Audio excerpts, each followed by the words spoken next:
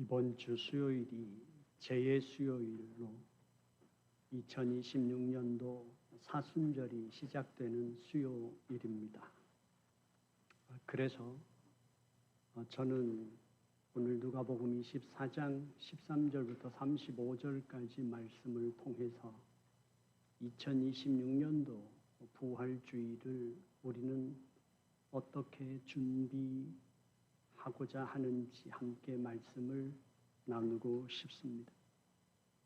누가복음 24장에는 이제 예수의 부활 사건에 대한 것을 기록하고 있고 13절부터 보면 두 제자가 예루살렘을 떠나 엠마오로 가는 이야기가 기록되어 있습니다. 이 두 제자는 이제 더 이상 예루살렘에 머물 수가 없었습니다.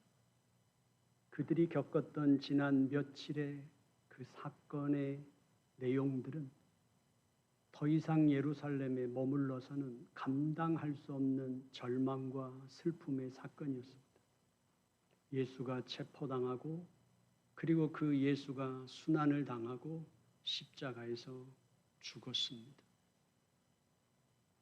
우리가 어떤 사랑하는 사람과 아니면 가족과 그 추억이 담겨 있는 그 지역에서 우리가 어떤 사고를 당했을 때 그리고 그 가족을 잃었을 때 그 지역에서 더 이상 살지 못하고 이사를 하는 것과 같은 것이었을 겁니다.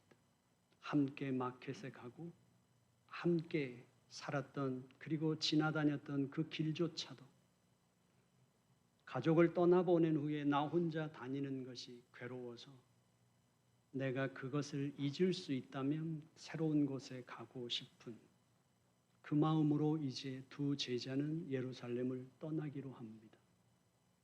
자신들이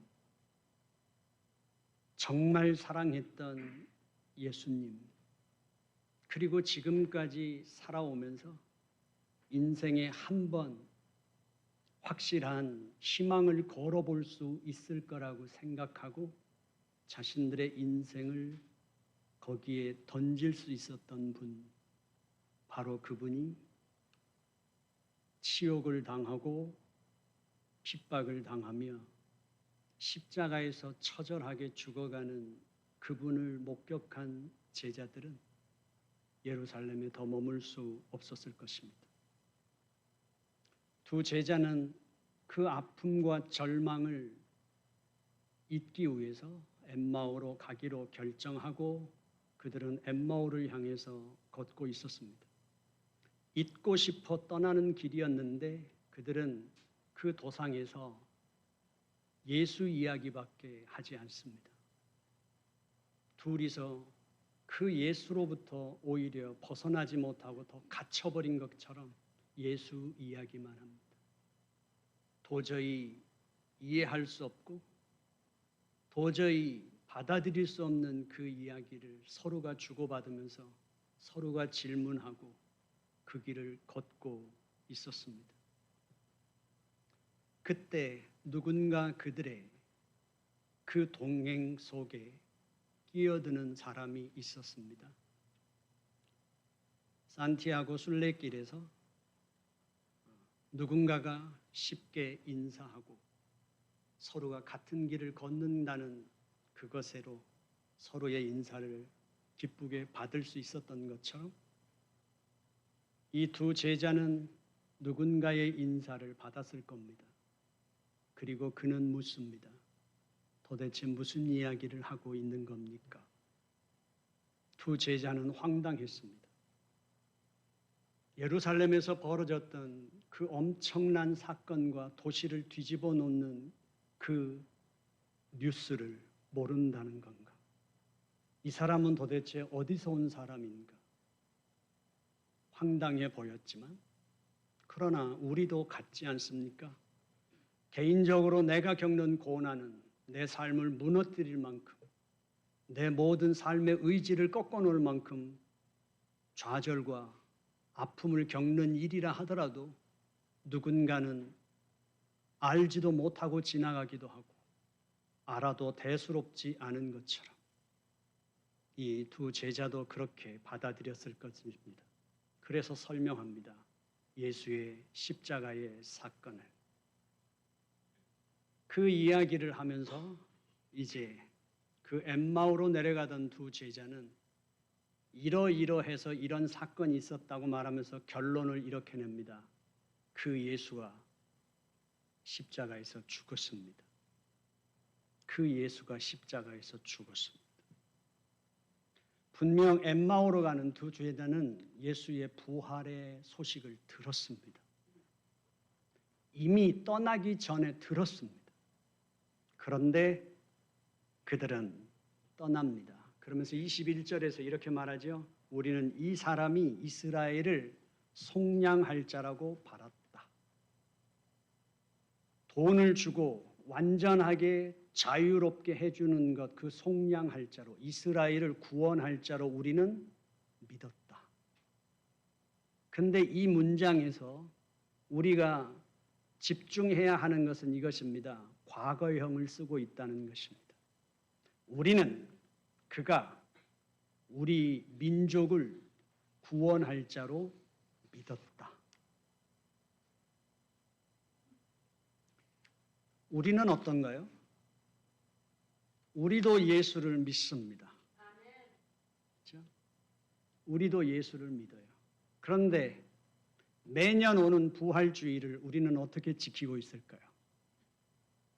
기념하는 걸까요? 우리는 살아있는 하나님의 백성으로서 그 생명 축제를 하고 있는 걸까요? 만약에 우리가 기념처럼 주인 지키는 부활절이라면, 그리고 부활주의를 기다리면서 우리는 어떤 설레임도 없다면, 긴장감도 없다면 우리 자신을 한번 생각해 봐야 되지 않을까요? 부활에 대한 것이 성경에 기록되어 있는 문자로 남는 건가요? 아니면 부활이 우리에게 박제된 기독교의 교리로 남아있는 걸까요? 정말 예수는 생명이십니까? 우리 예수 그리스도의 부활로 하나님 안에서 새 생명을 얻은 우리는 그 부활이 이 세상에서 가장 확실하고 이 세상의 가장 확실한 희망일까요? 그리고 우리는 그걸 믿고 있는 걸까 하는 것이지. 초대교회 교인들은, 제자들을 포함해서 그들은 예수가 사망 권세를 이기고 부활하셨다는 사건뿐만 아니라 그들은 세상의 질서가 전복되는 사건으로 받아들였습니다. 그리고 하나님의 재창조가 이 인류 역사 속에서 이루어지는 대변혁으로 그들은 받아들였습니다. 그들이 갖고 살았던 모든 삶의 체계, 삶의 가치, 그 모든 것들은 전복되고, 특히 유대인으로서 그들이 갖고 있었던 모든 신앙과 그 신앙 체계조차도 다 해체되고 하나님의 새로운 이 역사 속에서 재창조가 시작된다고 믿었습니다. 그러나 우리는 어떨까요? 우리는 이 부활을 지금 어떻게 받아들이고 있는가 하는 거죠. 그래서 저는 사순절이 시작되는 지금 한번 다시 우리는 질문해야 되지 않을까 싶습니다. 우리에게 부활은 여전히 생명일까요? 아니면 성경에 기록된 말씀으로만 있는 걸까요? 예수는 부활했습니다. 근데 두 제자는 엠마오로 예루살렘을 떠났습니다. 그들에게는 그들과 함께 있습니다. 지금 예수가. 그리고 그들에게 말을 걸고 있습니다. 그들과 같이 동행하고 있고 그들과 같이 대화할 만큼 가까이에 계십니다. 그런데 그들은 그 예수를 몰라봅니다. 알아보지 못합니다. 왜냐하면 그들의 눈이 가리워져서 못 알아본다고 성경이 말하고 있습니다. 대체 뭐가 그들에게 같이 계신 예수님조차 느끼지 못하게 만들었을까요? 알아보지 못하게 만들었을까 하는 거죠. 예수님께서 그들과 함께 동행하시지만 그들은 몰랐습니다. 예수님은 그들 곁에 계셨고 그들과 같이 보폭을 맞추며 걷고 계셨고 그들의 대화에서 함께 대화를 하고 계셨습니다. 그런데 그들은 예수를 못 보았습니다. 왜요? 우리는 그가 우리를 구원해 줄 자로 믿었다. 여기까지였습니다. 거기까지. 우리도 마찬가지입니다. 우리는 예수를 믿으면 내 삶에 새로운 삶이 올 거라고 믿었습니다. 우리는 예수를 믿으면 내가 질병으로부터 치유함도 받을 수 있을 거라고 믿었습니다.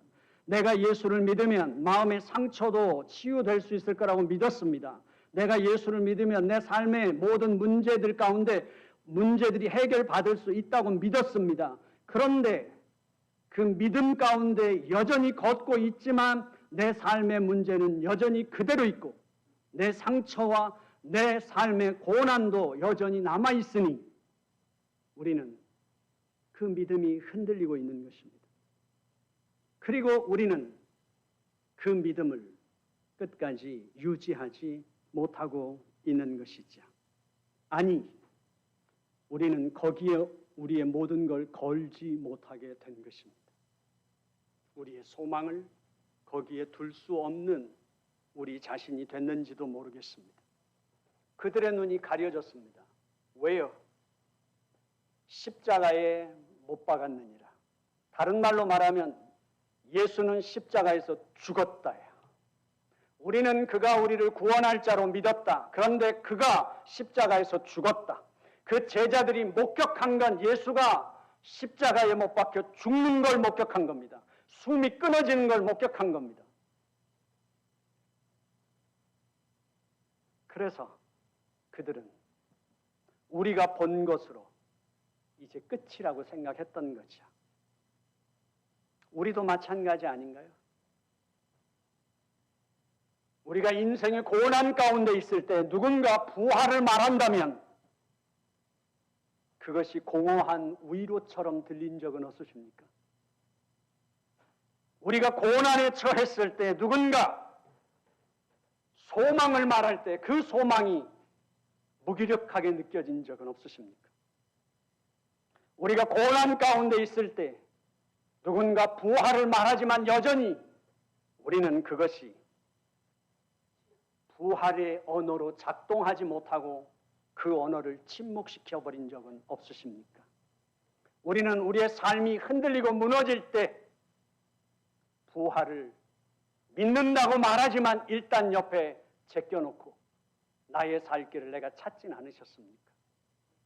그러나 예수님은 그 제자들 곁에 함께 계셨고 같이 걷고 계셨고 같이 대화를 하고 계셨습니다.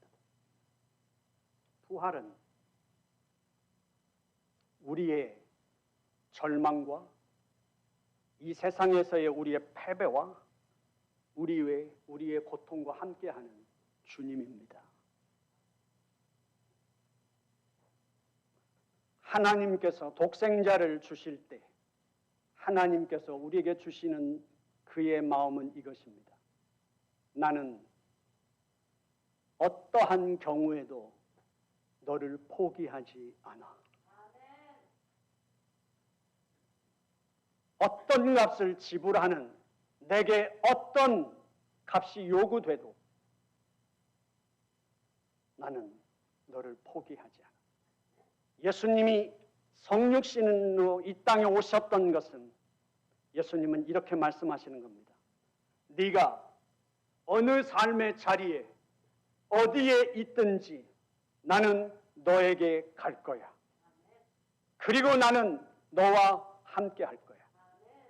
그가 부활하셔야만 했던 이유는 그것입니다.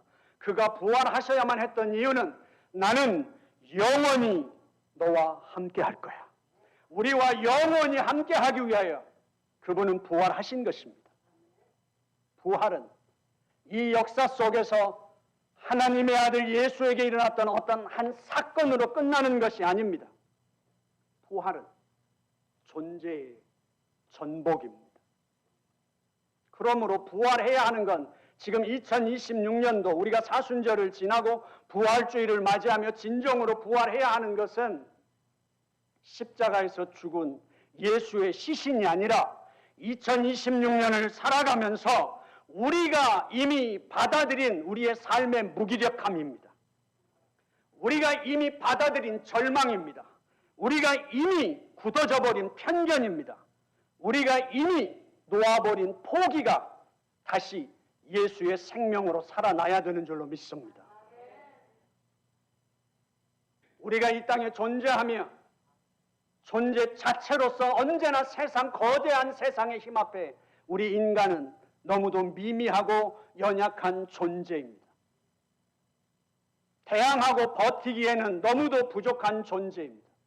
거기서 인간이 외쳐대는 부르짖음, 우리가 그 삶을 포기하지 않고 살아가면서 우리 인간이 그 신음하며 그 짐을 짊어지고 가는 그 신음의 고통소리는 우리에게 절망과 패배의 신호가 아니라 부활의 북소리라는 사실입니다.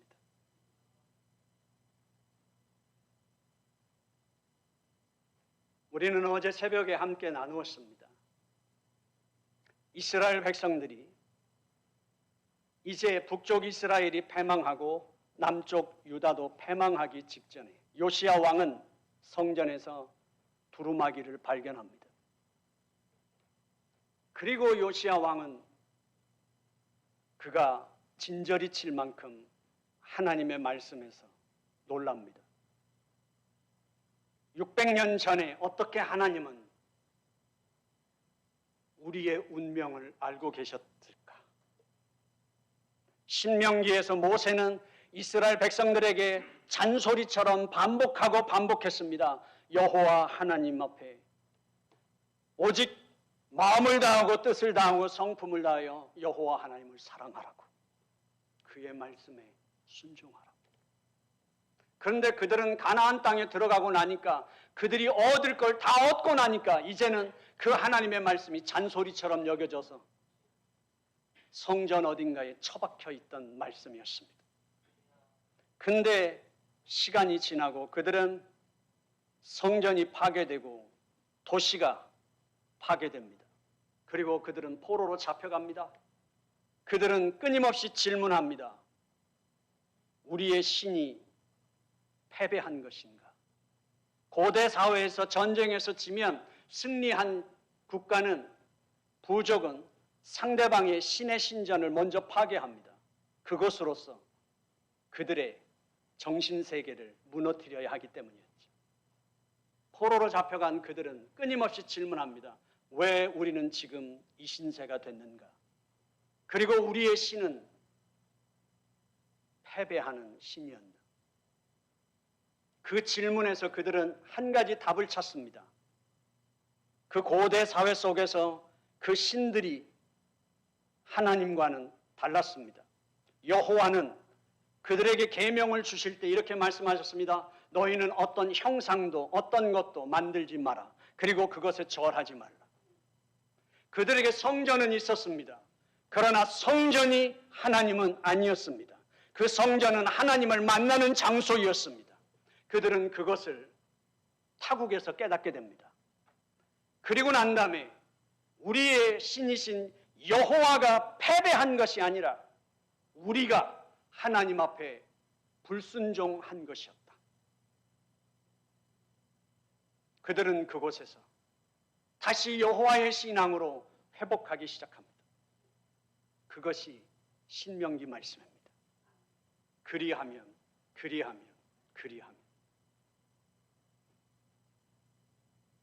조건적인 그 인과응보의 신앙이 신명기입니다. 그들은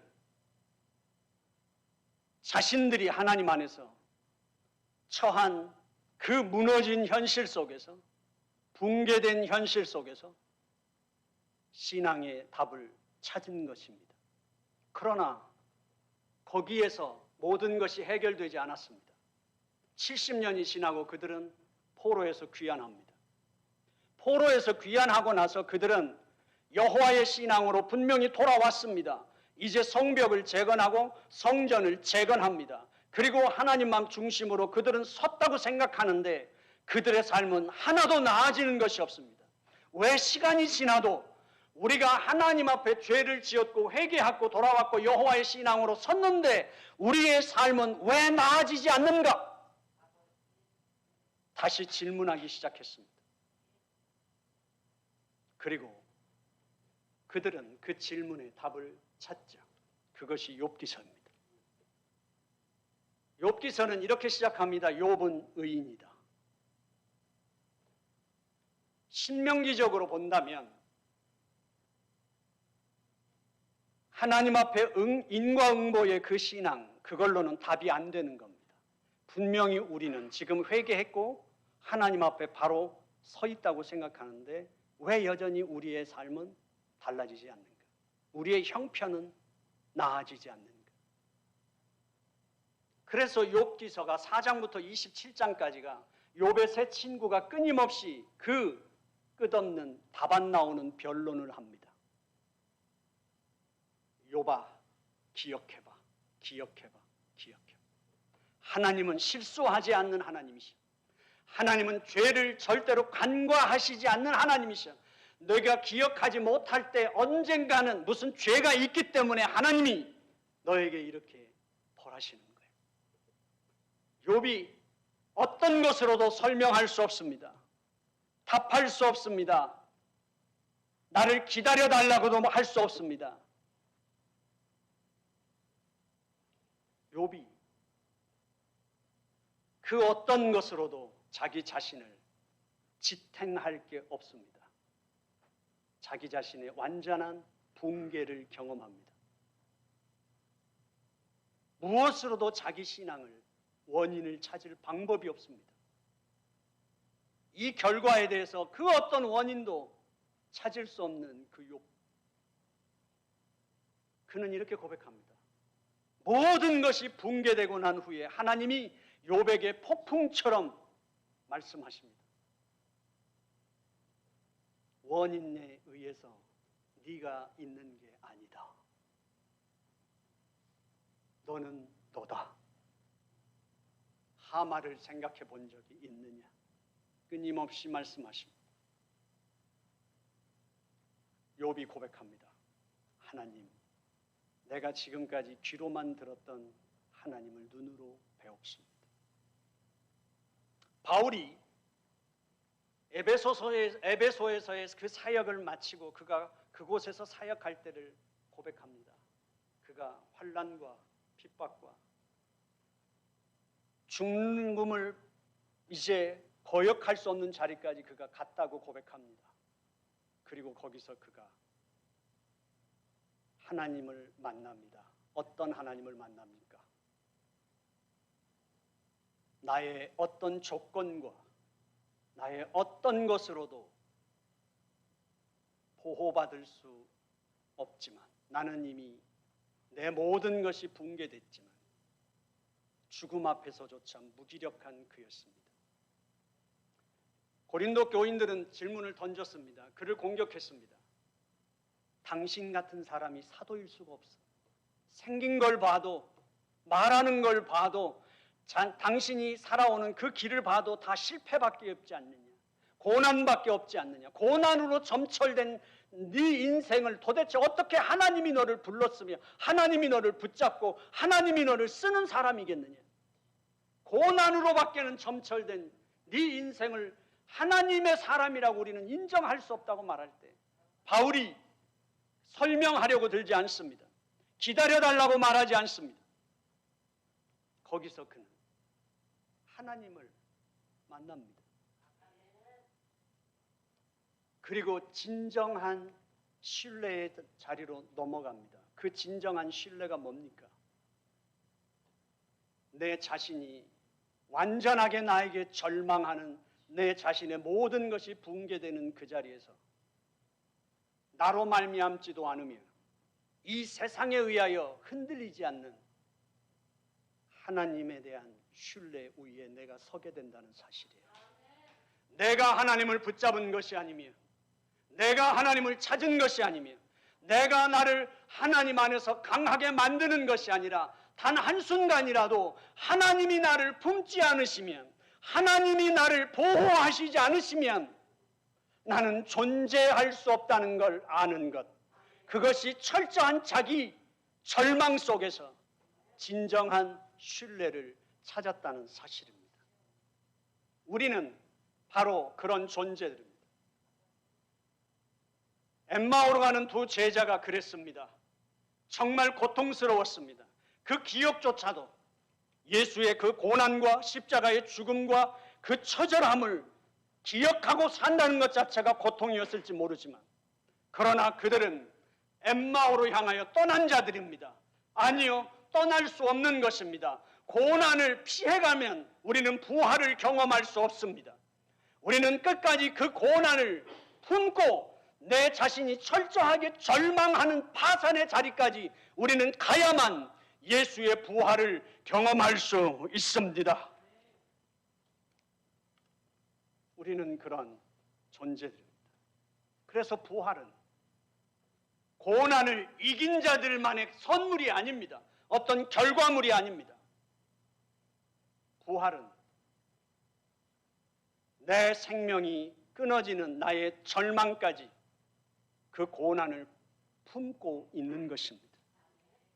하나님께서 하나님을 떠나 부패한 우리 인간임에도 불구하고 하나님이 끌어안기에는 도저히 가까워질 수 없는 고집쟁이인 우리들이, 이기적인 우리들을 하나님께서는 끌어안고 끝까지 포기하지 않고 우리를 끌어안으시는 그 하나님의 사랑의 결과가 부활인 줄로 믿습니다.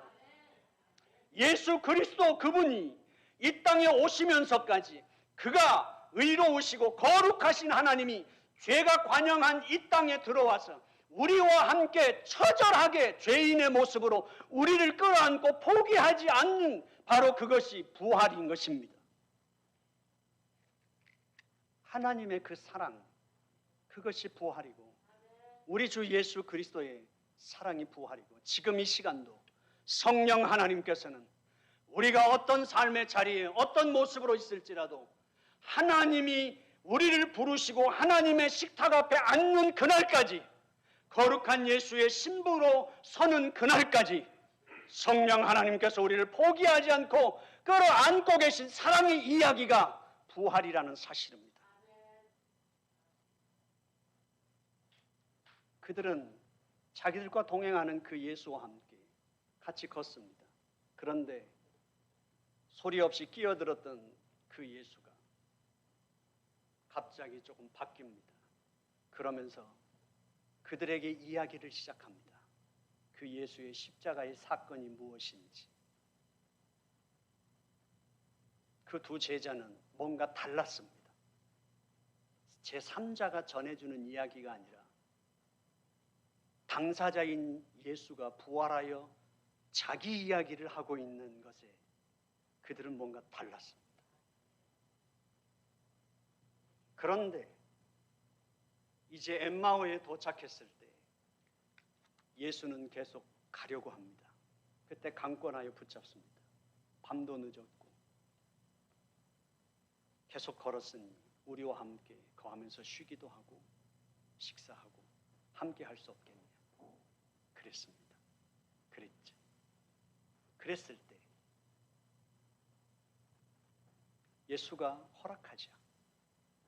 그리고 떡을 떼고 씻고 마주 앉아 떡을 뗄 때 그들은 감지했습니다. 다른데 뭔가 다른데 뭔가 다른데 뭔가 다른데 느낌이 계속 오는데 이 느낌이 뭐지? 그가 살아계실 때 제자들에게 가르쳤던 하나님의 나라, 그 말의 톤, 그 생명력, 그것이 뭔가가 같은데 느껴졌죠. 근데 떡을 뗄 때 알게 됐습니다. 근데 예수는 벌써 사라졌습니다.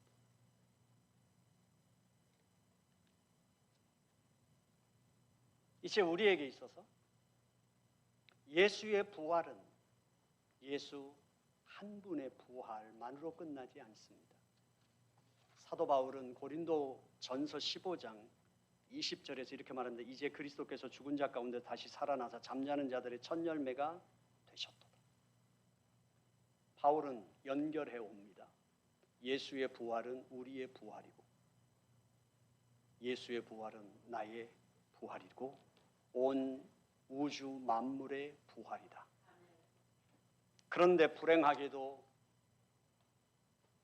현대교회는 개인 구원에 갇혀버린 것 같습니다. 예수의 부활은 나의 부활일 뿐만 아니라 우리의 부활이며 온 우주 만물의 부활입니다.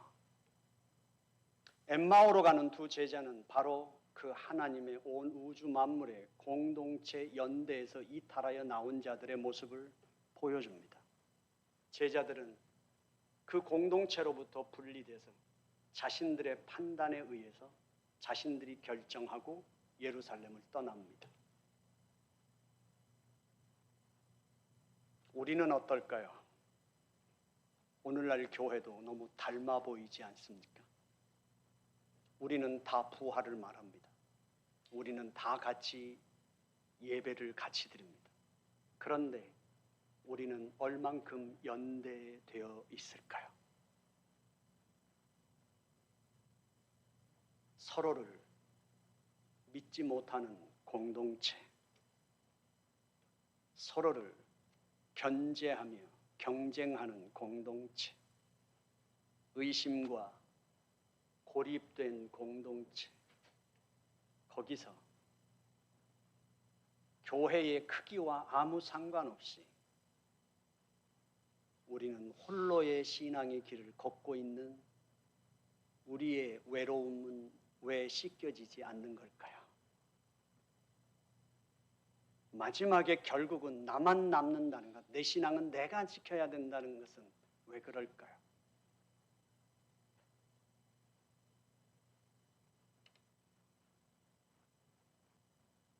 성경은 분명하게 말합니다. 부활은 공동체 안에서 온전해진다. 예수님께서 빵을 떼어 주셨을 때 비로소 그들은 눈이 열렸습니다. 빵을 떼는 것, 우리가 성찬 예식의 예표일 수도 있습니다. 우리는 이 길벗이라고 하는 공동체 속에서 부활을 경험하며 그 부활의 사실 체험을 확인하게 되는 것이지. 나 혼자가 아니라. 떡을 떼실 때 눈이 밝아졌습니다. 부활은 논리로 설명되어 이해되는 것이 아니라 하나님과 나 사이에 그리고 하나님의 가족 사이에서 관계 속에서 드러나고 경험되고 확인되는 것이 부활입니다. 성경은 말합니다. 함께 걸으며 이야기하고 떡을 떼며 일상 속에서 드러나는 겁니다. 거창한 어떤 종교의식이나 어떤 것에 의해서가 아니라 일상 속에서 드러나는 것입니다. 오늘 30절 말씀도 그렇지만 누가복음 9장에서도 오병이어의 사건에 똑같습니다. 그리고 사도행전 27장에서 바울이 로마로 압송되면서 유라굴로라고 하는 그 광풍 속에 있어서 사람들이 다 살 소망이 없을 때 바울이 그들에게 머리털 하나 상하지 않을 거라고 말하면서 그들에게 먹을 것을, 열을 굶은 그들에게 먹을 것을 줄 때도 똑같습니다. 들고 감사하고 떼고 주어 먹게 하는 것. 이 패턴이 똑같습니다. 부활은 우리 공동체 안에서 다시 회복되어야만 합니다. 그리고 살아나야만 합니다. 이제 사순절, 저는 오늘 설교 제목처럼 응원하는 하나님의 가족으로 부활 주제를 잡았습니다. 여러분, 예수님 흉내 낼 일이 없습니다. 예수님의 고난과 십자가는 어린 양이신 예수 그리스도 그분이 감당할 그분만의 사역입니다. 그것으로 완료됐고 충분합니다. 흉내내지 마십시오. 우리가 사순절 부활주의를 가장 잘 지키는 것, 부모가 밖에 나가서 고생한다고 공부해야 될 자식이 우리 엄마 아빠 고생한다고 빨리 돈 벌어서 우리 엄마 아빠 고생 안 시키겠다고 중학교 고등학교도 안 다니고 나가서 돈 버는 게 부모한테 효도하는 게 아니에요.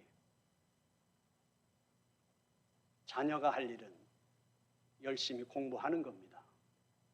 우리가 하는 건, 우리가 해야 하는 것, 진정한 십자가와 부활의 공동체로서 우리가 해야 되는 건 십자가를 그 은혜 안에서 사는 것입니다.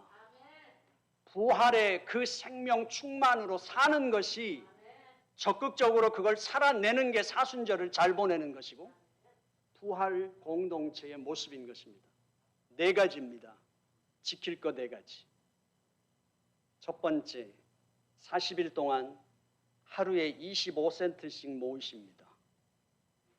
사순절이 지나고 부활주일 때 40일 동안 모은 25센트씩 모은 돈을 헌금하시면 됩니다. 따로 하십니다. 왜냐하면 우리는 우리의 일상에 집중하다 보면 우리의 주변을 볼 수 있는 시간이 없었습니다. 하지만 정말 오늘 한 끼를 고민하는 그 한 끼에 대한 답이 없는 사람들도 우리 주변에는 너무 많습니다. 하루에 25센트씩 모으신다면 40일이면 10불입니다. 10불이면 맥도날드 한 끼입니다. 모으십시오.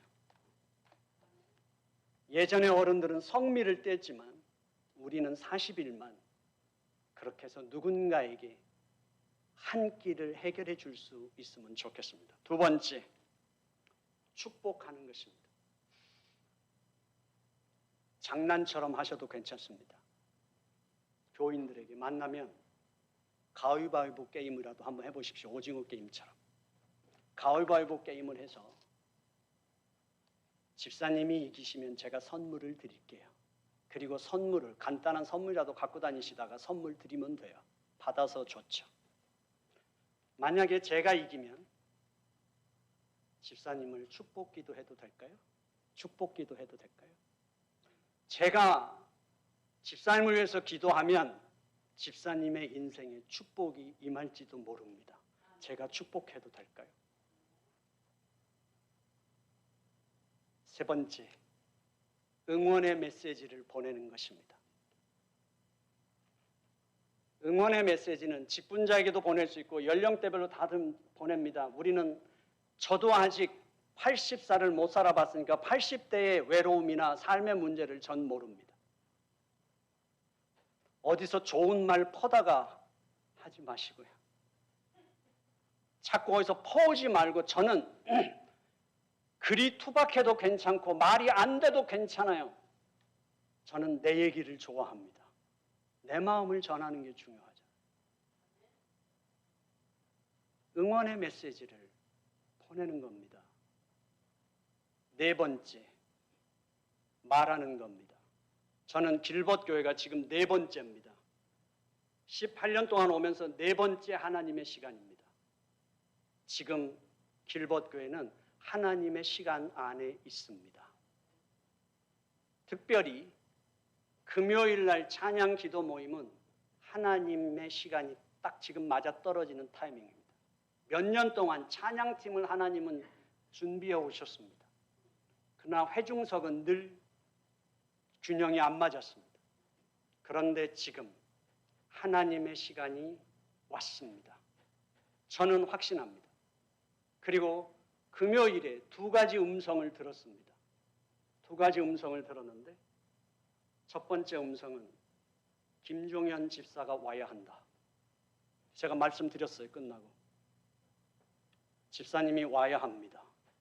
그래야 지금 이 시간에는 길벗교회 남자들에게서 답이 나옵니다. 와주십시오. 처음입니다. 목회자로 살아오면서 20살에 전도사가 돼서 지금까지 살아오면서 처음이에요. 하지만 제게 가슴에 온 음성이라서 말씀드렸어요. 오고 안 오고는 그분의 뜻이에요. 두 번째, 지금 이제 말을 해야 할 때다. 우리가 말하면 누구에게든지 금요일 날 함께 찬양하고 기도하십시다. 하나님이 역사할 겁니다. 말하면 역사를 경험하게 될 타이밍이 왔다. 이 네 가지입니다.